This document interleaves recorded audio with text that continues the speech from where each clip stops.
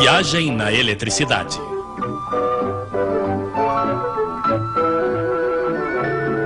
A eletricidade em movimento. Hoje, para variar, que tal falarmos de espaguetes, hein? Então vamos lá. De um lado, nós, os consumidores de espaguetes. Do outro, em algum lugar bem longe, estão os produtores de espaguetes com máquinas de espaguetes. Mas quando certa noite decidimos comer espaguetes, isto não significa que as máquinas de espaguetes terão que trabalhar nessa hora, não é mesmo? Não, porque entre o produtor e o consumidor existem, como dizemos, os estoques.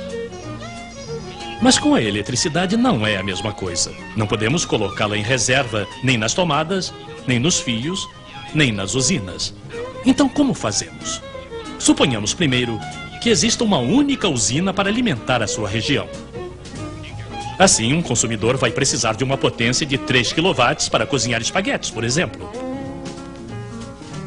Pois bem, é preciso que a central debite imediatamente na rede 3 kW a mais e não pode deixar para amanhã de manhã.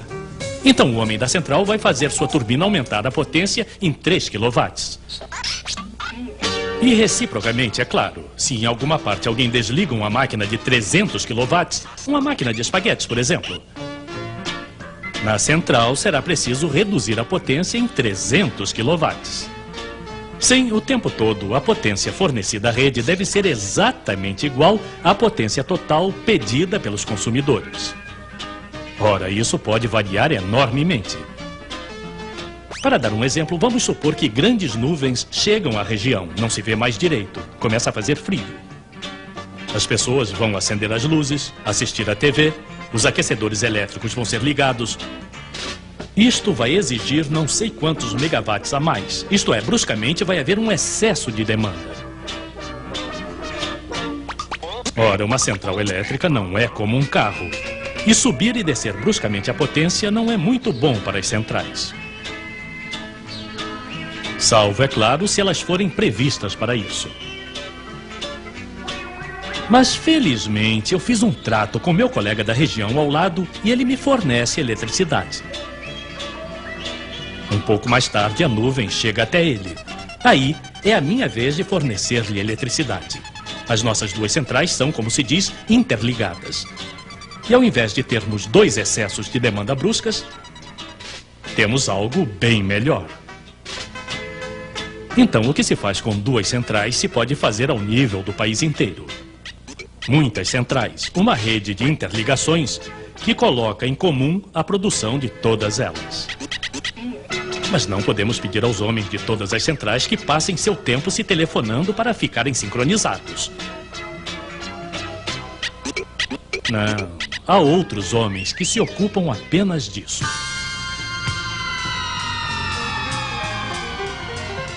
Ajustar o tempo todo a potência total de todas as centrais a pedido dos consumidores é a função deles. Eles fizeram previsões e sabem que ao longo do dia vai ser preciso fornecer uma potência mínima de tantos milhões de quilowatts.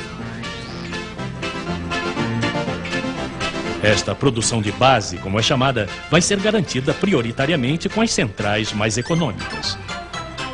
As que utilizam as energias que custam mais barato ao país.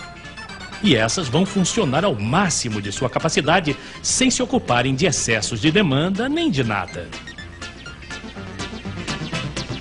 Para as grandes e pequenas demandas, entram em cena centrais especializadas nesse gênero de esporte, as que sobem e descem de potência facilmente. Assim, a interligação é o modo de tirar o melhor partido das reservas energéticas do país.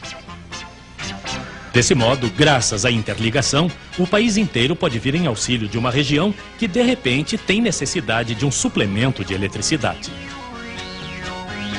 Não, a energia elétrica não pode ser estocada como a água ou como os espaguetes. Mas, em compensação, pode ser transportada de um lado ao outro do país na velocidade da luz, coisa que não se pode fazer com os espaguetes.